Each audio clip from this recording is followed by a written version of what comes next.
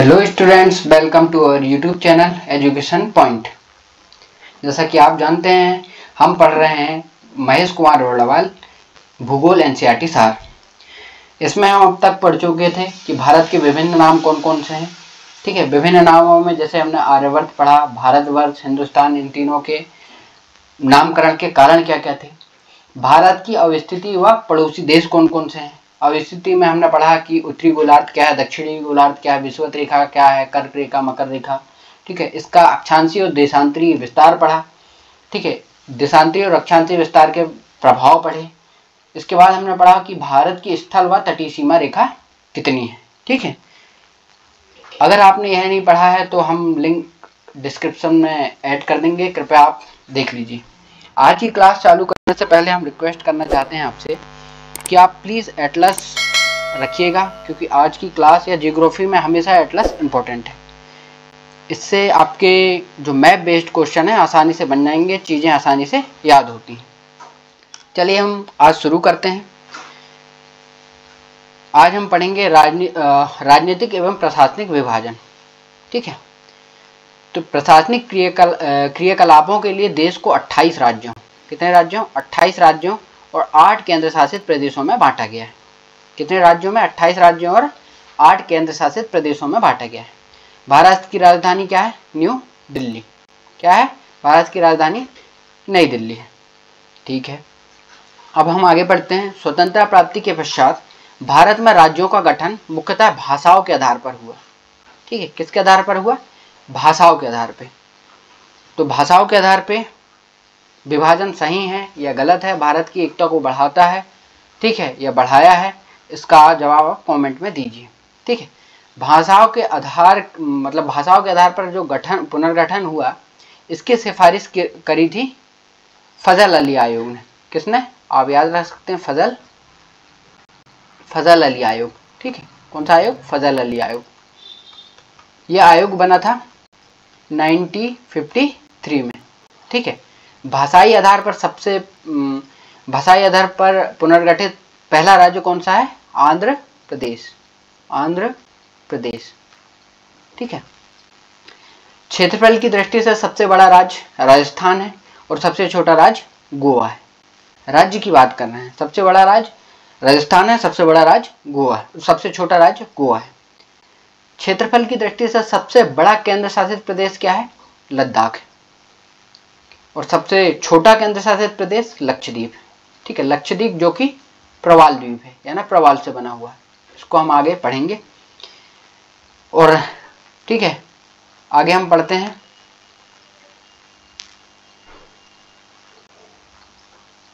ये map location based, आप please Atlas carry करिए ताकि आपको चीजें आसानी से याद हो चुकी। अब देखते हैं हम विदेशी शासन अधीनस्थ, यानी जो विदेशी शासन के अधीनस्थ थे, ऐसे कौन कौन से क्षेत्र थे जो उनका भारत में बाद में समेकन कर लिए गए। सबसे पहले फ्रांस के पढ़ेंगे। फ्रांस के अधीनस्थ क्षेत्र थे जो भारत में शामिल कर लिए गए, कौन कौन से, चंद्रनगर। पहला है चंद्रनगर। चंद्रनगर जो कि पश्चिम बंगाल में है। कहाँ है, पश्चिम बंगाल में। ठीक है, पश्चिम बंगाल में है चंद्रनगर। इसको भारत में मिलाया गया था 2 फरवरी 1951 में। कब, 2 फरवरी 1951 में। फिर है पौंडीचेरी। पौंडीचेरी को मिलाया गया था 1 नवंबर 1954। पौंडीचेरी को आप लोकेशन में देखेंगे तो तमिलनाडु के पूर्वी तट में है। ठीक है, फिर है करैकलाल, माहे और यनम। तीनों को 1 नवंबर, यानी पुडुचेरी, करैकलाल, माहे और यनम, इन चारों को 1 नवंबर 1954 को भारत में मिलाया गया। देखिए, पुडुचेरी एक केंद्र शासित प्रदेश है।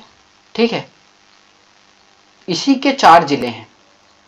पहला जिला है पौंडीचेरी खुद, पौंडीचेरी की राजधानी पौंडीचेरी है। दूसरा जिला है करैकलाल।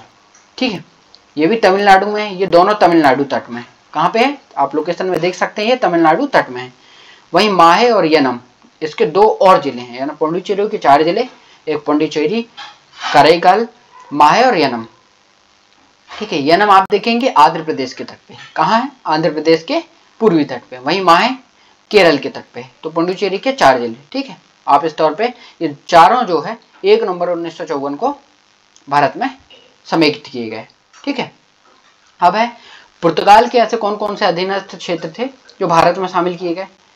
दादरा दादरा जो है 21 जुलाई 1954 को भारत में समेकित किया गया। वहीं नागर हवेली 2 अगस्त 1954 को समेकित किया गया। दमन एवं दीव 1961 को किया गया।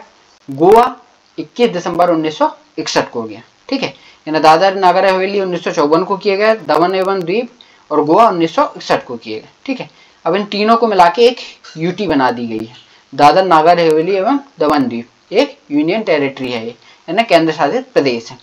ठीक है, इसके आगे दिया है गया है कि मई 1987 में 56वें संविधान संशोधन द्वारा, ठीक है, 1987 में 56वें संविधान संशोधन द्वारा गोवा भारतीय गणतंत्र का 25वां स्वतंत्र राज्य बना। ठीक है, कौन सा राज्य? 25वां स्वतंत्र राज्य बना, गोवा राज्य बना। ठीक है, कब? 56वें संविधान संशोधन।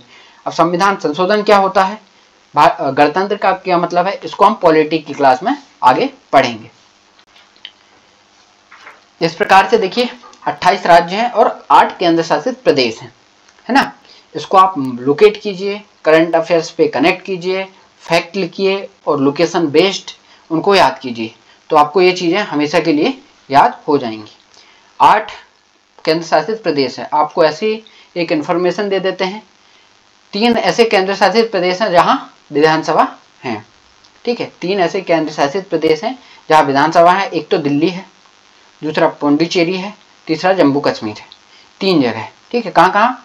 पहला दिल्ली, दूसरा पौंडीचेरी और तीसरा जम्मू कश्मीर। ठीक है, भारत का सबसे बड़ा जिला कौन सा है? कच्छ। कौन सा है? कच्छ। भारत का सबसे बड़ा जिला कच्छ है, जो कि गुजरात में है।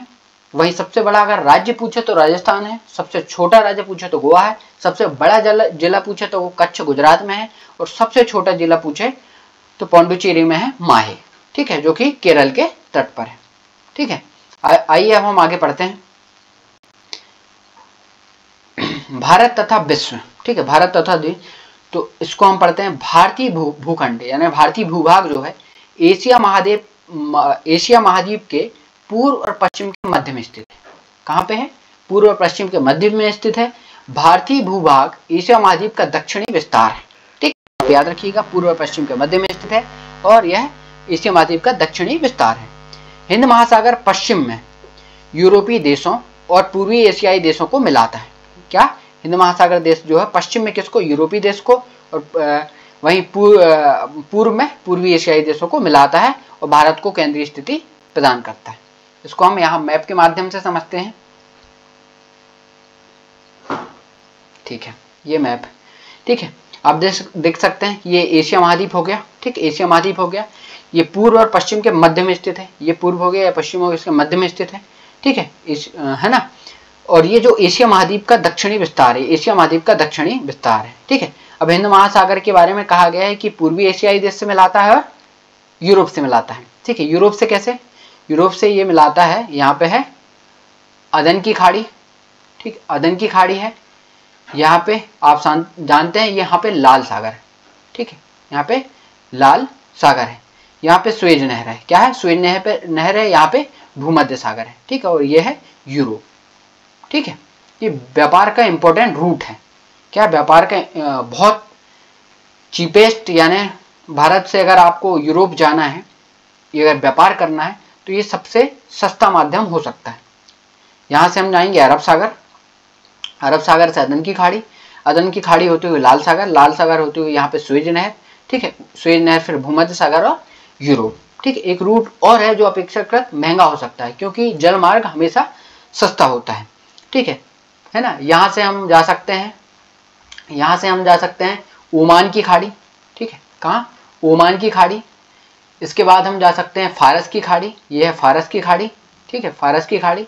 इसके बाद हम इराक, सीरिया, टर्की होते हुए यूरोप जा सकते हैं। बीच में पड़ता है यहाँ पे काला सागर, याद रखिएगा, काला सागर। आप लोकेशन देखिए। ठीक है, लोकेशन देखिएगा तो चीजें आराम से याद हो सकती हैं। चलिए हम आगे पढ़ते हैं। विश्व में भारत ही एकमात्र ऐसा देश है जिसके नाम पर एक महासागर का नाम रखा गया है। ठीक है, विश्व में 5 महासागर हैं। प्रशांत महासागर, ठीक है, प्रशांत महासागर, अटलांटिक महासागर, हिंद महासागर, आर्कटिक महासागर और दक्षिणी महासागर। किसी का भी नाम सिर्फ हिंद महासागर को छोड़ के किसी देश के नाम पर नहीं रखा गया। ठीक है, तो हिंद महासागर है ना भारत के नाम पर रखा गया है।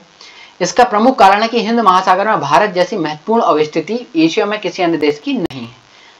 इस प्रकार यह दक्षिण एशिया में भारत की महत्वपूर्ण स्थिति को दर्शाता है। इसकी विशालता ने इसे उपमहाद्वीप की संज्ञा दी है। ठीक है, उपमहाद्वीप हम पिछले लेक्चर में पढ़ चुके हैं, है ना। भारत अपनी प्रायद्वीपीय का मतलब यह है कि तीन तरफ से जल से घिरा हुआ है।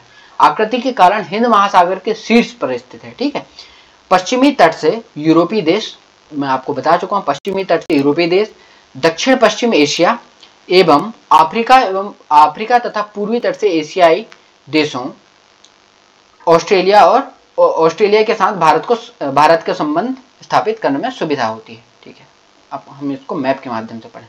ठीक है, पश्चिमी तट से अगर हमको कनेक्टिविटी को बढ़ाना है, कहाँ पश्चिमी एशिया, इसको हम पश्चिमी एशिया कहेंगे।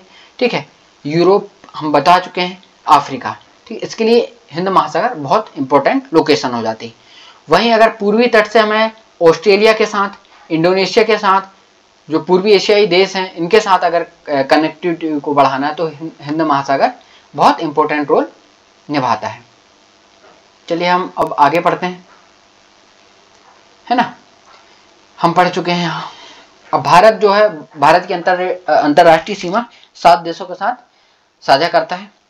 पहला पाकिस्तान, ठीक है, दूसरा है अफगानिस्तान, ठीक है, तीसरा है चाइना, चौथा नेपाल, पांचवा भूटान, छठा म्यांमार और सातवां अपना बांग्लादेश। स्थलीय सीमा 7 देशों के साथ साझा करता है, पाकिस्तान, अफगानिस्तान, चाइना, नेपाल, भूटान, म्यांमार और बांग्लादेश। ठीक है, आगे हम पढ़ लेते हैं। अब हम सीमा पढ़ेंगे, कितनी सीमा किस देश के साथ भारत साझा करता है, और भारत के ऐसे कौन कौन से राज्य हैं जो विभिन्न देशों के साथ सीमा साझा करते हैं।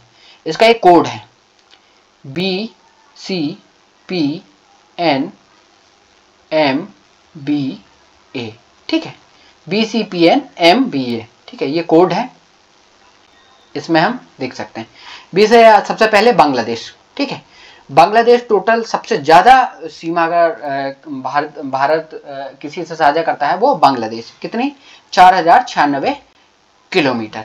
ठीक है, इस सीमा रेखा को हम कहते हैं रेड क्लिफ रेखा। देखिए, रेड क्लिफ रेखा भारत और पाकिस्तान दोनों का नाम है। ठीक है, दोनों जो सीमा साझा करते हैं उस सीमा का नाम है रेड क्लिफ रेखा। क्यों? क्योंकि जब भारत से पाकिस्तान अलग हुआ था तो बांग्लादेश पाकिस्तान का ही पार्ट था, जिसे हम पूर्वी पाकिस्तान कहते थे। ठीक है, उसके बाद 1971 में, ये हम इतिहास में पढ़ेंगे किस प्रकार से भारत ने जो है उसके 2 टुकड़े किए। ठीक है, ये एक इंटरेस्टिंग कहानी है, इसको हम इतिहास में पढ़ेंगे, आधुनिक भारत के इतिहास में पढ़ेंगे। ठीक है, तो बांग्लादेश के साथ सबसे ज्यादा सीमा साझा करते हैं हम, 4096 किलोमीटर। रेखा का नाम है, सीमा रेखा का नाम है रेड क्लिफ रेखा। ये 5 राज्यों के साथ, कितने राज्यों के साथ? 5 राज्यों के साथ सीमा साझा करता है। कौन कौन सा? पहला पश्चिम बंगाल, दूसरा मेघालय, तीसरा मिजोरम, चौथा त्रिपुरा, पांचवा असम। ठीक है, पश्चिम बंगाल, मेघालय, मिजोरम, त्रिपुरा, असम, 5 राज्यों के साथ बांग्लादेश सीमा साझा करता है। चाइना की सीमा 3488 किलोमीटर हम साझा करते हैं, मैकमोहन रेखा कहते हैं। ठीक है, तो सीमा रेखा का नाम चाइना के साथ जो है वो है मैकमोहन रेखा। कितने राज्य हैं? ये भी 5 राज्य। तो चाइना कितने? 5 राज्य। चाइना कितने? 5 राज्य। लद्दाख, हिमाचल प्रदेश, उत्तराखंड, सिक्किम, ठीक है, 1 2 3 4, और अरुणाचल प्रदेश 5। कितने? 5। कौन कौन से? लद्दाख, हिमाचल प्रदेश, उत्तराखंड, सिक्किम और अरुणाचल प्रदेश। अब है पाकिस्तान, तीसरे पाकिस्तान पे भी 5। कितने? 5। इसकी सीमा रेखा का नाम है रेड क्लिफ। टोटल लंबाई है 3323 किलोमीटर। कौन कौन से राज्य हैं? गुजरात, राजस्थान, पंजाब, जम्मू कश्मीर और लद्दाख। ठीक है, इसके बाद है नेपाल। ठीक, नेपाल के साथ भी कितने राज्य? 5। कौन कौन से? उत्तराखंड, उत्तर प्रदेश, बिहार, पश्चिम बंगाल और सिक्किम। उत्तराखंड, उत्तर प्रदेश, बिहार, पश्चिम बंगाल और सिक्किम। कितने राज्य? 5। टोटल लेंथ कितनी है? 1751 किलोमीटर। ठीक है, म्यांमार से कितने? 4। म्यांमार और भूटान से 4। कितने? म्यांमार और भूटान से 4। कितने राज्य? 4 राज्य, है ना। 5 किससे? बांग्लादेश, चाइना, ठीक है। पाकिस्तान, नेपाल, 4 किससे? म्यांमार और भूटान से। म्यांमार से कौन कौन से 4 हैं? अरुणाचल प्रदेश, नागालैंड, मिजोरम और मणिपुर। वहीं भूटान से कौन कौन से हैं? पश्चिम बंगाल, सिक्किम, असम, अरुणाचल प्रदेश। ठीक है, कौन कौन से? पश्चिम बंगाल, सिक्किम, असम, अरुणाचल प्रदेश। ठीक है। अफगानिस्तान के साथ कितने राज्य, भारतीय राज्य हैं जो सीमा साझा करते हैं? 1। कौन सा? सिर्फ लद्दाख। तो अफगानिस्तान के साथ कितने? 1। ठीक है, कौन सा? लद्दाख। सीमा रेखा का नाम? डूरन रेखा। ठीक है। भारत और चाइना की सीमा रेखा का नाम? मैकमोहन रेखा। बांग्लादेश और पाकिस्तान के साथ रेड क्लिफ रेखा। ठीक है। वहीं अफगानिस्तान के साथ डूरन रेखा। ठीक है। 4 राज्य ऐसे हैं जिनके साथ 4 देश ऐसे हैं जिनके साथ 5 भारतीय राज्य सीमा साझा करते हैं। कौन कौन से? बांग्लादेश, चाइना, पाकिस्तान, नेपाल। ठीक है, 4। और 2 ऐसे देश हैं जिनके साथ 4 भारतीय राज्य। कौन से? म्यांमार और भूटान। एक ऐसा देश है जिसके साथ एक ही भारतीय राज्य सीमा साझा करता है, वो है अफगानिस्तान। ठीक है। अब हम पढ़ेंगे भारतीय, इससे पहले हम पढ़ लेते हैं 7 सिस्टर्स, यानी भारत की 7, जो पूर्वी भारत में 7, जिनको 7 सिस्टर्स कहते हैं, 7 बहनें कौन कौन सी हैं सिर्फ। ठीक है। इसमें सबसे पहले तो ये जान लीजिए, सिक्किम नहीं है। सिक्किम नहीं है, सबसे पहले आप याद रख लीजिए, सिक्किम नहीं है। अब कौन कौन से पूर्वोत्तर ऐसे राज्य हैं? सबसे पहले अरुणाचल प्रदेश, ठीक है, असम, मेघालय, मणिपुर, मिजोरम, नागालैंड और त्रिपुरा। ठीक है, कौन कौन से? 7। हम लोकेशन में आज पे अगर हम उत्तर से दक्षिण जाएंगे तो सबसे पहले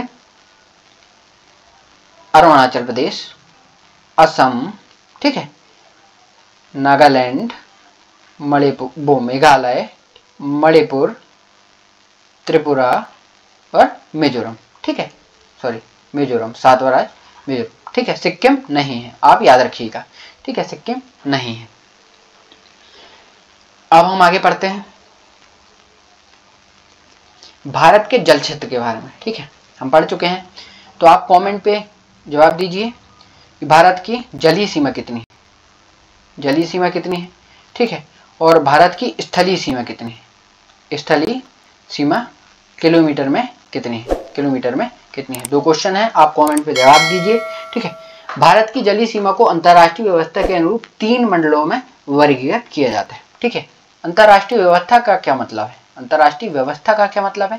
देखिए, यूनाइटेड नेशन का एक संगठन है जिसको हम कहते हैं, एक कानून का संकलन कह सकते हैं, यूनाइटेड नेशन, ठीक है, convention of law of sea. ठीक है, United Nation convention law of sea ये डिसाइड करता है कि किस देश की सीमा, जो समुद्री सीमा है, कहाँ पे किस सीमा तक वो संसाधनों का दोहन कर सकता है, कितना क्षेत्र उसका संप्रभु क्षेत्र है, कौन सा आर्थिक क्षेत्र है। ठीक है, ये कौन डिसाइड करता है? United Nation Convention on Law of Seas. ठीक है, ये 1982 में, ठीक है, अपनाया गया और लागू हुआ ये 1994 में। ठीक है, शायद 19, पर ये अपनाया कब गया? 1992 में, और 1994 में ये लागू हुआ। ठीक है, तो आपको पता है कौन सी ऐसी मतलब कौन सा संगठन है? United Nation convention law of Seas. ठीक है। अब 3 प्रकार की सीमाएं होती हैं, कौन कौन सी? प्रादेशिक जल सीमा, संलग्न क्षेत्रफल और अनन्य आर्थिक क्षेत्र। ठीक है ना? कौन कौन सी? प्रादेशिक जल सीमा, संलग्न क्षेत्रफल, अनन्य आर्थिक क्षेत्र। अब हम यह तट रेखा से, यानी भारत की, मान लीजिए भारत की तट रेखा से 12 नॉटिकल मील, कितने नॉटिकल मील? 12 नॉटिकल मील, 12 नॉटिकल मील या समुद्री मील तक का क्षेत्र है। 1 नॉटिकल मील बराबर शायद 1.8 किलोमीटर होता है। कितना? 1.8 किलोमीटर। तो 12 नॉटिकल मील, तटरेखा से 12 नॉटिकल मील तक के क्षेत्र को हम कहते हैं प्रादेशिक जल सीमा। क्या कहते हैं? प्रादेशिक जल सीमा। ये किसी भी देश का क्या होता है? संप्रभु क्षेत्र होता है। क्या होता है? संप्रभु क्षेत्र। यहाँ पे भारत के सारे कानून लागू होते हैं। ठीक है, भारत इस क्षेत्र के सभी प्रकार के संसाधनों के दोहन का पूर्ण अधिकार प्राप्त करता है। ठीक है, प्रादेशिक जल सीमा। दूसरा है संलग्न क्षेत्रफल। ठीक है, संलग्न यानी अगले 12 नॉटिकल मील से 24 नॉटिकल मील क्षेत्र को हम कहते हैं संलग्न क्षेत्रफल। ठीक है, प्रादेशिक जल सीमा से लेकर अर्थात 12 नॉटिकल मील से 24 नॉटिकल मील के मध्य स्थित क्षेत्र को कहते हैं हम संलग्न क्षेत्रफल। इसमें अप्रवासी कानून, सीमा शुल्क, पर्यावरण, स्वच्छता और राजकोषीय अधिकार से संबंधित कानून इस क्षेत्र में लागू होते हैं। कौन कौन से? अप्रवासी कानून, सीमा शुल्क। सीमा शुल्क क्या होता है? जो मोस्टली आयात पे लगाया जाता है उसको क्या कहते हैं? सीमा शुल्क कहते हैं। वही निर्यात पे लगाया जाने वाला शुल्क है वो है हमारा उत्पाद शुल्क। ठीक है, इसको हम पढ़ेंगे। ठीक है, इसको हम आगे पढ़ेंगे इकोनॉमिक्स में, है ना। इकोनॉमिक्स की क्लास जल्दी आपकी चालू होंगी। तो और कौन से? पर्यावरणीय स्वच्छता, राजकोषीय अधिकार से संबंधित कानून लागू होते हैं संलग्न क्षेत्रफल। ठीक है, अनन्य आर्थिक क्षेत्र। ठीक है, अनन्य आर्थिक क्षेत्र 24 से 200 नॉटिकल मील। कहाँ से? 24 से 200 नॉटिकल मील के मध्य स्थित 176 नॉटिकल मील की चौड़ाई में स्थित है। क्या? अनन्य आर्थिक क्षेत्र 24 से 200 नॉटिकल मील, टोटल कितना हुआ? 176 नॉटिकल मील। यह होता है अनन्य आर्थिक क्षेत्र। इसमें क्या क्या अधिकार प्राप्त होते हैं? इसमें अधिकार प्राप्त होते हैं भारत को सागरीय जल शक्ति यानी बिजली उत्पादन, ये सब वगैरह। ठीक है, सागरीय संसाधनों, जीवों का सर्वेक्षण कर सकते हैं। ठीक है, विदोहन कर सकते हैं, अनुसंधान कर सकते हैं। ठीक है, और खनिज संपदा के विदोहन का अधिकार प्राप्त होता है।